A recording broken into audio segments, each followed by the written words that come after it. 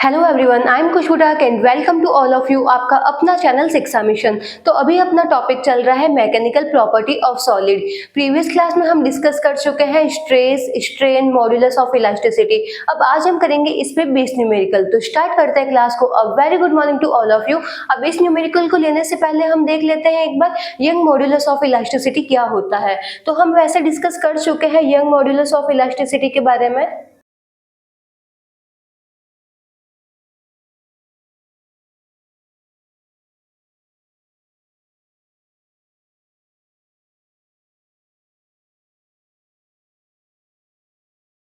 एक बार वापस देख लेते हैं यंग मॉड्यूलस ऑफ इलास्टिसिटी क्या होता है। तो मॉड्यूलस ऑफ इलास्टिसिटी क्या होता है? स्ट्रेस अपॉन स्ट्रेन होता है। स्ट्रेस डायरेक्टली प्रोपोर्शनल होता है स्ट्रेन के। जब भी प्रोपोर्शनल का साइन हटता है तो वहां पे इक्वल का साइन आता है, साथ में आता है कांस्टेंट। तो यहाँ पे जो कांस्टेंट आता है उसी को हम बोलते हैं मॉड्यूलस ऑफ इलास्टिसिटी। अब ये है यंग मॉड्यूलस ऑफ इलास्टिसिटी। तो इसको कैसे डिफाइन कर रखा है? Longitudinal stress upon longitudinal strain. एक रॉड है, उसके आप क्या करो, एक कॉर्नर को आप यहाँ पे फिक्स कर दो। इसको आपने यहाँ पे फिक्स कर दिया। अब इस रॉड पे आप क्या कर रहे हो? फोर्स अप्लाई कर रहे हो, मतलब फोर्स लगा के आप इसको नीचे की तरफ खींच रहे हो। तो यहाँ पे जो ये रॉड है इसकी लेंथ हमने एज्यूम की है एल है। जब आप इस पे फोर्स लगाओगे तो इसमें क्या हो जाएगा? एलोंगेशन हो जाएगा। रॉड थोड़ी सी क्या हो जाएगी? बढ़ जाएगी। यहाँ पे पहले लेंथ एल थी, यहाँ पे इसमें एलोंगेशन हुआ तो इसकी डेल एल लेंथ क्या हो गई? इंक्रीज हो गई। तो यहाँ से हम इसको डिफाइन करते हैं। स्ट्रेस का फॉर्मूला क्या होता है? एफ अपॉन ए, फोर्स पर यूनिट एरिया। एंड स्ट्रेन क्या होता है? Change in dimension upon original dimension. इसकी डायमेंशन कितनी चेंज हुई है? Del L. ओरिजिनल डायमेंशन कितनी थी इसकी? एल। तो इसी से हम डिफाइन करते हैं यंग मॉड्यूलस ऑफ इलास्टिसिटी। तो यंग मॉड्यूलस ऑफ इलास्टिसिटी आपको क्या मिलता है? F upon a into del l upon l. तो ये होता है यंग मॉड्यूलस ऑफ इलास्टिसिटी। अब इस पे बेस हम आज न्यूमेरिकल क्वेश्चन को सॉल्व करेंगे। क्वेश्चन क्या दे रखा है? एलोंगेशन ऑफ द, जो ये यंग मॉड्यूलस ऑफ इलास्टिसिटी होता है ये डिपेंड करता है कि आपके पास में जो आपने ले रखा है मैटर पे डिपेंड करता है। आपने जो ये रॉड ले रखी है किसकी ले रखी है? स्टील की है, कॉपर की है, सिल्वर की है, गोल्ड की है। तो ये मटेरियल पे डिपेंड करता है। It depend on material.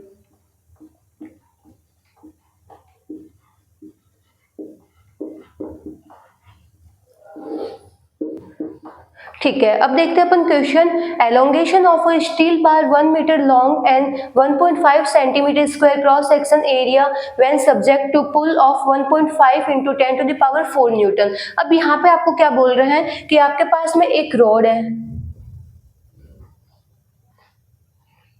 Elongation of a steel bar 1 metre long rod. इसमें कितना एलोंगेशन हुआ, मतलब जब इस पर फोर्स अप्लाई हुआ तो ये जो एलोंगेशन मतलब इसकी कितनी लेंथ क्या हो गई? इंक्रीज हो गई। वो हमें यहाँ पे क्या करना है? फाइंड आउट करना है। लेंथ कितनी दे रखी है इसकी? 1 मीटर दे रखी है। क्रॉस सेक्शन एरिया इसका कितना दे रखा है? 1.5 सेंटीमीटर स्क्वायर दे रखा है। देन एल आपको गिवन है 1 मीटर, एरिया आपको दे रखा है 1.5 सेंटीमीटर स्क्वायर। आगे आपको और क्या क्या दे रखे हैं इसमें डेटा देख लेते हैं। Cross section area when subject to pull of 1.5 into 10 to the power 4 newton. इस पे जो फोर्स अप्लाई हो रहा है, कितना फोर्स अप्लाई कर रहा है? 1.5 into 10 to the power 4 newton. और यंग मॉड्यूलस ऑफ इलास्टिसिटी आपको दे रखा है, स्टील का दे रखा है। स्टील का यहाँ पे कितना दे रखा है? 2 इंटू 10 टू द पावर 11। ये आपको दे रखा है न्यूटन अपॉन मीटर स्क्वायर। तो यहाँ पे हमें बोल रहे हैं कि जो ये रॉड है, इस रॉड पे हम इतना फोर्स अप्लाई कर रहे हैं। रॉड है जिसकी लेंथ इतनी है, इसका क्रॉस सेक्शन एरिया कितना है और इसका यंग मॉड्यूलस ऑफ इलास्टिसिटी दे रखा है स्टील का, ये आपको इतना दे रखा है। तो यहाँ पे पूछ रहा है कि जब अपन इस पे फोर्स लगाएंगे तो इसमें कितना एलोंगेशन होगा, मतलब ये लेंथ कितनी इंक्रीज होगी। मतलब यहाँ पे हमें क्या फाइंड आउट करना है? डेल एल हमें यहाँ पे फाइंड आउट करना है। तो यंग मॉड्यूलस ऑफ इलास्टिसिटी का यहाँ पे फॉर्मूला अप्लाई करता है। फॉर्मूला क्या होता है? F upon a into del l upon l. यहाँ से आपको क्या करना है? डेल एल फाइंड आउट करना है। तो ये हो जाएगा F into L A into Y. अब यहाँ पे हम वैल्यू पुट कर देंगे। फोर्स आपको कितना दे रखा है? फोर्स है 1.5 into 10 to the power 4। Length कितनी दे रखी है? 1 मीटर दे रखी है। एरिया, अब एरिया यहाँ पे जो भी डेटा आपको दे रखा है वो मीटर में दे रखा है, यूनिट भी आपको न्यूटन में दे रखी है। अब यहाँ पे एरिया आपको सेंटीमीटर स्क्वायर में दे रखा है, तो आप इसको मीटर स्क्वायर में कन्वर्ट कर दो। ये क्या हो गया? सेंटीमीटर स्क्वायर को 10 to the power -4 metre square. तो एरिया आपके पास में ये आ गया। वैल्यू पुट कर देते हैं यहाँ पे 1.5 into 10 to the power -4। Young modulus of elasticity क्या दे रखा है स्टील का? 2 इंटू 10⁻11। अब इसको हम सॉल्व कर लेंगे तो हमारे पास में डेल एल आ जाएगा। 1.5 से 1.5 कैंसिल आउट हो गया। यहाँ से आपको क्या मिलता है, ये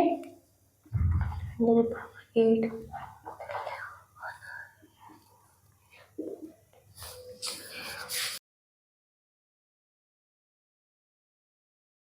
तो यहाँ से डेल एल की वैल्यू मिलती है 0.5 इंटू 10⁻³ मीटर। तो ये मिलता है एलोंगेशन। मतलब आप रॉड पे इतना अगर फोर्स अप्लाई कर रहे हो, लेंथ उसकी 1 मीटर है, एरिया आपको ये दे रखा है, तो उसमें एलोंगेशन कितना होगा, 0.5 इंटू 10⁻³ मीटर उसमें एलोंगेशन होगा। तो ये तो था एकदम ईजी बेसिक टाइप का क्वेश्चन था। यहाँ पे आपको सब वैल्यू दे रखी थी, आपको बस यहाँ पे वैल्यू पुट करनी थी, कैलकुलेशन करनी थी और इसको सॉल्व करना था। जिसको यहाँ तक नोट डाउन करना नोट डाउन कर लो। फिर हम देखते हैं दूसरा न्यूमेरिकल क्वेश्चन।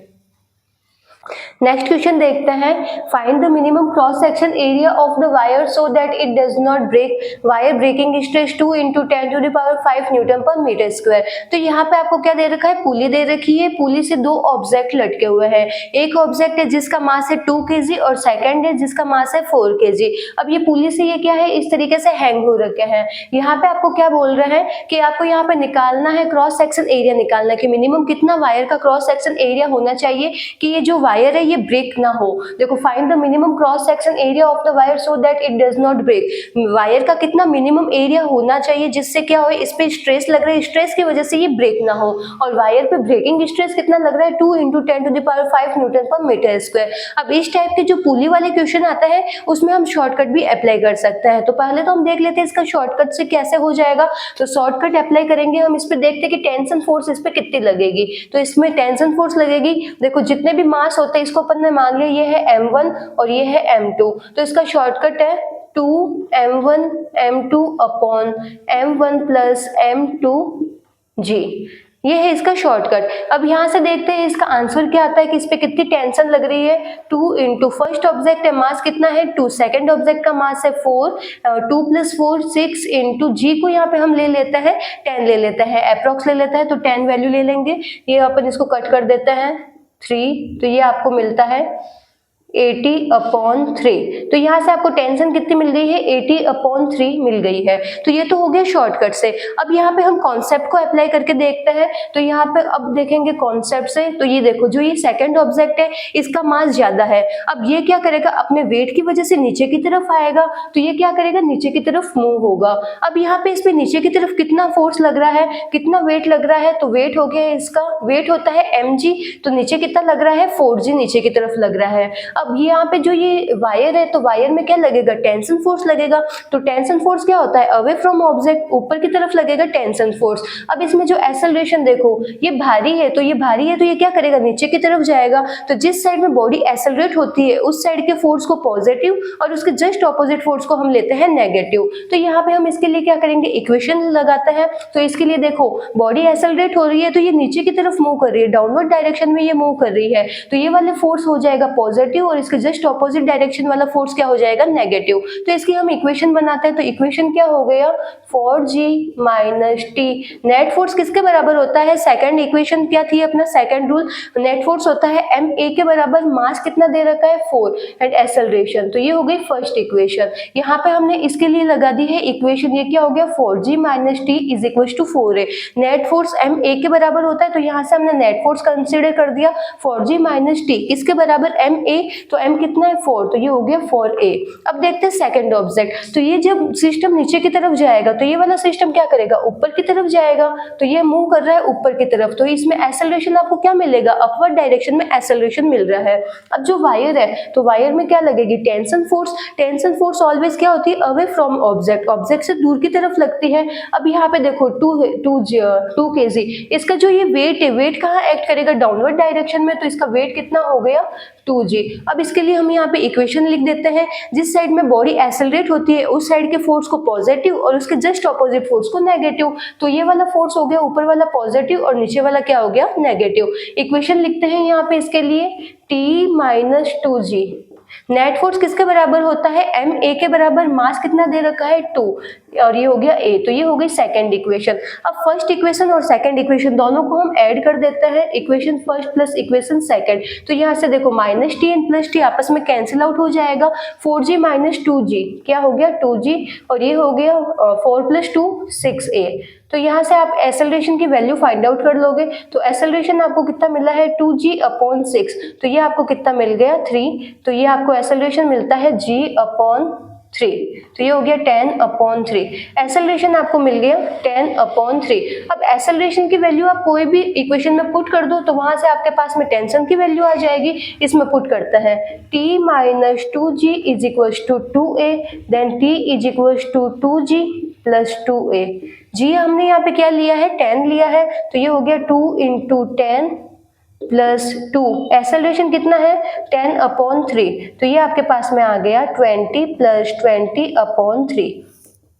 3 2 ये हो गया 60 प्लस 20/3, देन आपके पास में कितना आ गया 80/3। देन टेंशन आपके पास में कितनी आ गई 80/3। तो जब हमने यहाँ पे शॉर्टकट अप्लाई किया वहां से भी आपको 80/3 मिलता है, जब आपने इसको कॉन्सेप्ट से किया तो भी आपको क्या मिल रहा है 80/3 मिल रहा है। अब यहाँ पे देखो ब्रेकिंग स्ट्रेस कितना लग रहा है 2 इंटू 10⁵ न्यूटन पर मीटर स्क्वायर। अब स्ट्रेस का फॉर्मूला क्या होता है, स्ट्रेस आपके पास में होता है फोर्स पर यूनिट एरिया। स्ट्रेस को हम डिफाइन करते हैं फोर्स पर यूनिट एरिया। अब जो ये टेंशन है, टेंशन क्या है एक तरीके का फोर्स है, तो इसको हम ऐसे लिख सकते हैं फोर्स यहाँ पे कौन सा फोर्स लग रहा है टेंशन फोर्स लग रहा है, तो ये क्या हो गया T/A। अब आपको यहाँ पे निकालना क्या है वायर का क्रॉस सेक्शन एरिया निकालना है जिससे वायर ब्रेक ना हो, तो यहाँ पे हमें A की वैल्यू फाइंड आउट करनी है। देन A क्या हो गया टेंशन अपॉन स्ट्रेस। टेंशन की वैल्यू आपने यहाँ से कितनी कैलकुलेट की है 80/3। एरिया आपको यहाँ पे कितना गिवन है, एरिया आपको फाइंड आउट करना है। स्ट्रेस आपको यहाँ पे कितना गिवन है, स्ट्रेस आपको गिवन है 2 इंटू 10⁵। अब आप इसको यहाँ पे सॉल्व कर लो तो यहाँ से आपके पास में क्या आ जाएगा एरिया आ जाएगा।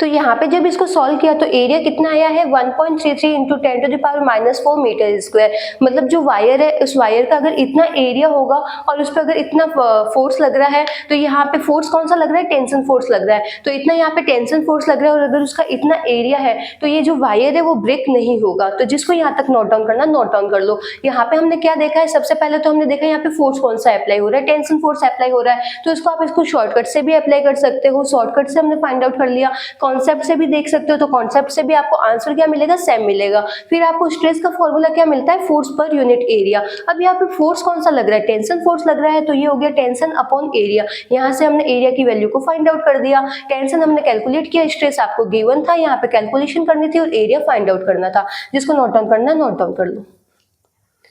नेक्स्ट क्वेश्चन करते हैं, find the extension in the wire of the length L, area A, mass M and Young modulus of elasticity Y under its own weight. तो यहाँ पे आपको बोल रहे हैं एक रॉड है जिसकी लेंथ दे रखी है L, मास है M, एरिया इसका A और यंग मॉड्यूलस ऑफ इलास्टिसिटी दे रखा है Y।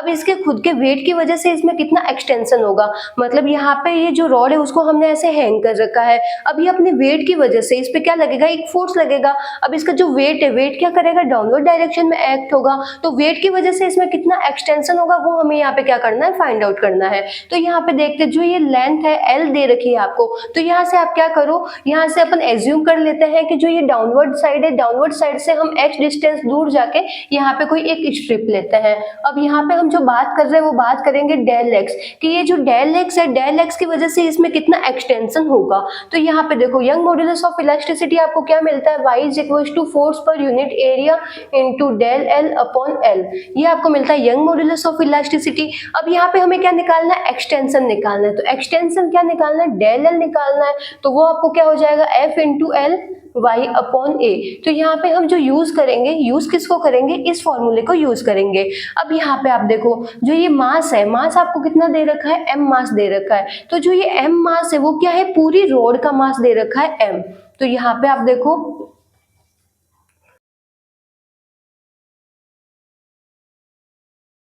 जो ये एल लेंथ है, एल लेंथ की आपको रॉड दे रखी है, इसका आपको मास कितना दे रखा है, एम दे रखा है। अब अगर यहाँ पे हम बात करें कि यहाँ पे जो एक्स है, अगर यहाँ पे हम छोटा सा पोर्शन लेके इस पोर्शन की वजह से इसमें कितना मास होगा, यहाँ पे जो ये मास है, मास आपको दे रखा है, एम दे रखा है, वो तो आपको दे रखा है कंप्लीट रॉड का दे रखा है। अगर यहाँ पे हम बात करें सिर्फ जो ये एक्स है इसकी वजह से कितना मास होगा, तो यहाँ से हम देखते हैं, तो ये एल लेंथ की वजह से इतना हो गया, तो यहाँ पे एक्स की वजह से कितना हो जाएगा, एक्स लेंथ रॉड का मास कितना आ जाएगा आपके पास में, m इंटू एक्स पर एल, एम अपॉन एल। ये तो आ गया 1 यूनिट के लिए, आपको निकालना है एक्स के लिए, तो एक्स के लिए आप क्या करोगे, इसको मल्टीप्लाई कर दोगे। तो जो ये एक्स लेंथ है इसमें कितना मास डिस्ट्रीब्यूट है, इसमें इतना मास डिस्ट्रीब्यूट है, तो यहाँ पे इसमें जो मास डिस्ट्रीब्यूट है वो आपको कितना मिल गया, ये आपको मिलता है m upon L into x. अब यहाँ पे हम बात किसकी कर रहे हैं, डी एक्स की बात कर रहे हैं कि छोटी सी लेंथ की वजह से इसमें कितना एक्सटेंशन होगा।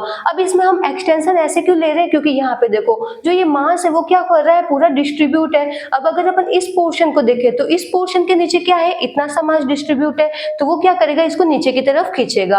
अब अगर अपन यहाँ पे देखते हैं, जैसे जैसे हम ऊपर जा रहे हैं वैसे वैसे नीचे जो मास है वो क्या हो रहा है, इंक्रीज हो रहा है। तो यहाँ पे इस वजह से हमने क्या किया, छोटी छोटी सी स्ट्रिप कट की है और उस वजह से देखा है कि जो स्ट्रिप कट की है उसके नीचे कितना मास है, तो उसकी वजह से इस पे कितना वेट लग रहा है। फिर हम क्या करेंगे, सब स्ट्रिप्स को आपस में ऐड कर देंगे, तो हमारे पास में पूरी रोड का आ जाएगा। क्योंकि यहाँ पे मास क्या है, पूरा डिस्ट्रीब्यूट है, यहाँ पे मास कॉन्सेंट्रेट नहीं है, तो यहाँ पे जो उसका जो वेट है, वेट भी क्या करेगा, हर पॉइंट पे एक्ट करेगा, वो क्या होगा, वेरी होगा। यहाँ पे इसका देखो, यहाँ पे इसके नीचे मास कम है तो यहाँ पे कम लगेगा वेट। अब यहाँ पे इस पॉइंट पे देखो, यहाँ पे इसके नीचे जो मास है बहुत ही ज्यादा है, तो यहाँ पे ज्यादा वेट एक्ट करेगा। तो ये जो ये वेट है, वेट भी क्या कर रहा है, हर पॉइंट पे एक्ट कर रहा है, क्या हो रहा है, वेरी हो रहा है। क्योंकि ये किस पे डिपेंड कर रहा है, वेट डिपेंड करता है मास पे, एंड मास क्या है, पूरी रॉड में डिस्ट्रीब्यूट है। इस वजह से हम क्या कर रहे हैं, छोटी छोटी स्ट्रिप की वजह से देख रहे हैं कि उस पर कितना वेट लग रहा है, फिर हम उसको क्या कर देंगे, एक साथ इंटीग्रेट कर देंगे, तो पूरी रॉड का हमारे पास में एक साथ में आ जाएगा। तो यहाँ पे देखो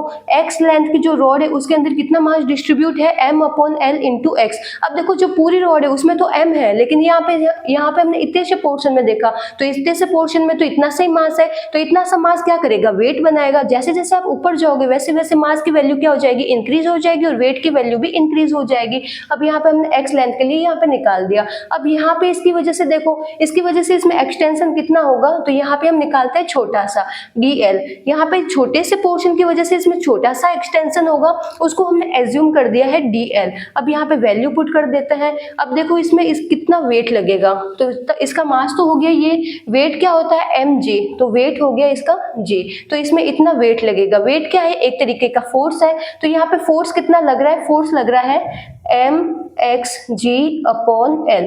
ये इस पे क्या लग रहा है, वेट लग रहा है। वेट क्या है, एक तरीके का फोर्स है। l की जगह हम क्या लेंगे, हम कौन सी लेंथ को कंसीडर कर रहे हैं, dx। dx को हम देख रहे हैं, नीचे क्या है, young modulus of elasticity and area, तो ये आपको मिल गया। छोटे से अगर अपन पोर्शन की बात करें dx के लिए, कि dx की वजह से इसमें कितना एक्सटेंशन होगा, तो dx की वजह से हमारे पास में इतना एक्सटेंशन हो रहा है। अब हम क्या करेंगे, dx को पूरा अगर आपस में जोड़ते जाएंगे तो अपने पास में कंप्लीट रॉड आ जाएगी। अब यहाँ पे जोड़ने के लिए हम क्या करते हैं, इंटीग्रेशन करते हैं, तो इंटीग्रेशन कर देंगे। इंटीग्रेशन कहाँ से कहाँ तक करेंगे, 0 से l तक। रॉड की लेंथ आपको क्या दे रखी है, l दे रखी है, तो 0 से l तक आप इसका क्या कर दो, इंटीग्रेट कर दो। तो यहाँ से आपको क्या मिल जाएगा, यहाँ से आपको मिल जाएगा डेल एल, और यहाँ से देखो जो कांस्टेंट है उस टर्म को आप बाहर ले लो, m बाहर आ जाएगा, g बाहर आ जाएगा, l बाहर आ जाएगा, यंग मॉड्यूलस बाहर आ जाएगा, एरिया बाहर आ जाएगा। तो अंदर क्या बचा, x into D x. Integration कहाँ से कहाँ तक, 0 से l तक। तो यहाँ पे आप इसको सॉल्व करोगे तो क्या आ जाएगा, mg ly a। इसका इंटीग्रेशन आपके पास में क्या आता है, ये आपको आता है एक्स स्क्वायर। अब इसको सॉल्व कर दो, upper limit minus lower limit, तो ये आपको कितना मिलता है, mg l² upon ly a। एक l से एक l यहाँ पे आप कैंसिल आउट कर दो, तो ये आपको मिलता है mgl अपॉन ya। तो इसमें कितना एक्सटेंशन हो जाएगा, इतना एक्सटेंशन हो जाएगा। देन डेल l की वैल्यू आपके पास में कितनी आई है, mgl upon ya।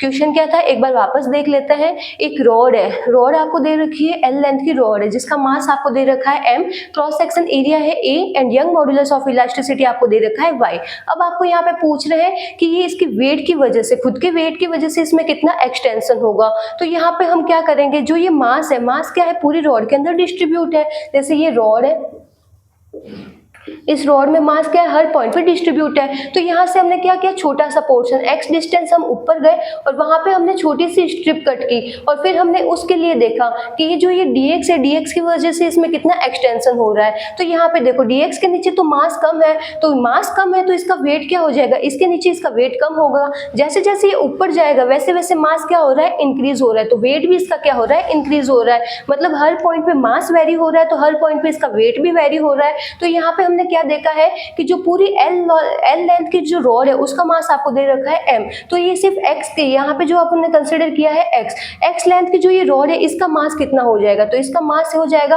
Per unit का हम निकालते तो वो आ जाएगा m/l। फिर हम x का निकालेंगे तो x को इससे मल्टीप्लाई कर देंगे तो ये आपके पास में मास आ गया, इतने से पोर्शन का इतना मास आ गया। अब ये मास क्या करेगा, नीचे वेट एक्ट करेगा तो इसका वेट कितना हो गया, mxg/l, ये इसका वेट हो गया। फिर यहाँ पे हमने क्या किया, एक्सटेंशन के लिए हमने यहाँ पे ये फॉर्मूला अप्लाई कर दिया, फोर्स की जगह हमने यहाँ पे वेट की वैल्यू को पुट कर दी। एल यहाँ पे क्या है, लेंथ हम कौन सी ले रहे हैं, dx लेंथ को यहाँ पे ले रहे हैं। फिर इसको हमने इंटीग्रेट किया, छोटी छोटी स्ट्रिप करके उसको आपस में ऐड कर दिया तो आपके पास में क्या आ गई, पूरी एल लेंथ की रॉड आ गई। यहाँ पे हमने इंटीग्रेशन क्यों किया है, क्योंकि मास क्या है, पूरा डिस्ट्रीब्यूट है। तो यहाँ पे हमने छोटी सी यूनिट के लिए मास निकाला है और इस तरीके से हम इसको इंटीग्रेट करेंगे तो आपके पास में एक्सटेंशन आ जाएगा कि इतना एक्सटेंशन है। ये एक्सटेंशन किस वजह से है, खुद की वेट की वजह से। खुद की वेट की वजह से जो ये रॉड है वो इतनी एक्सटेंड हो जाएगी। तो जिसको यहाँ तक नोट डाउन करना नोट डाउन कर लो, बाकी की क्वेश्चन हम करेंगे नेक्स्ट लेक्चर में। Thank you.